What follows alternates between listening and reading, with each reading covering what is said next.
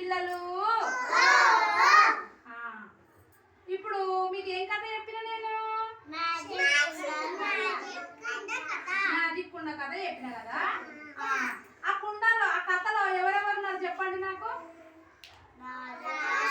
రాజు ఉన్నాడు, ఇంకా ఇంకా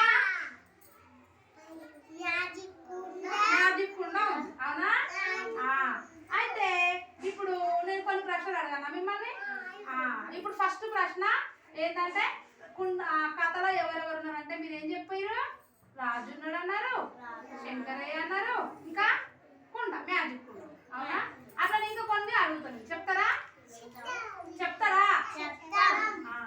శంకరయ్యకు పొలం దున్నుతుంటే ఏం దొరికింది? ఏం దొరికింది? మ్యాజిక్ కుండ దొరికింది. Very good. మ్యాజిక్ కుండ దొరికితే ఆ కుండ తీసుకెళ్ళి చెట్టు కింద పెట్టుకొని ఆ కుండలో ఏమేసిండు? పారేసి ఏం చేసిండు? కాసేపు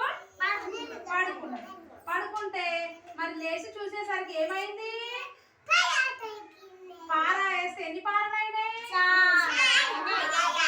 చాలా పారలు అయినాయి, అవునా? ఎన్ని పారలు అయినాయి? చాలా పారలు అయినాయి. మళ్ళా అట్లనే శంకరయ్య అంటే అకస్మాత్తుగా ధనవంతుడు ఎట్లా అయ్యిండు? ఆ మ్యాజిక్ కుండలో ఏమేమి వేసిండు? ధాన్యాలా? Very good. ఇంకా బట్టలు ఇవన్నీ ఏం చేసిండు? మరి ఏడమ్ముకుండు? బజారు తీసుకెళ్ళి అమ్ముకొని ఏమైండు? ఆయన పెద్ద ధనవంతుడు ఏమైండు? ధనవంతుడు అయింది కదా. మరి ఈ మ్యాజిక్ కుండని శంకరయ్య నుండి తీసుకురమ్మని ఎవరు చెప్పిరు? రాజు చెప్పిండా? Very good. ఇప్పుడు మీ దగ్గర మ్యాజిక్ కుండ ఉందనుకోండి. మ్యాజిక్ కుండ ఉంటే మీరు దాంట్లో ఒక చాక్లెట్ వేసిరు అనుకోండి, ఏమైతుంది? ఎన్ని చాక్లెట్ అవుతాయి? చాలా చాక్లెట్ అవుతాయి కదా. ఇప్పుడు ఒకవేళ కుండ మీకు దొరికితే అలా మీరు ఏమేమి చేస్తారు చెప్పండి?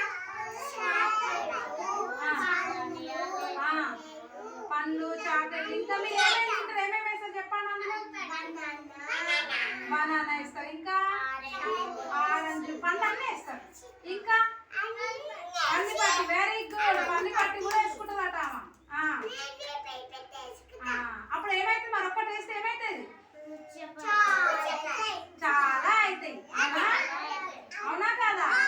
మరి ఆ కుండ ఏం కుండ? అందుకే మ్యాజిక్ అయ్యి ఒక్కటేస్తే చాలా అవుతున్నాయి, అవునా? Very good. క్లాప్.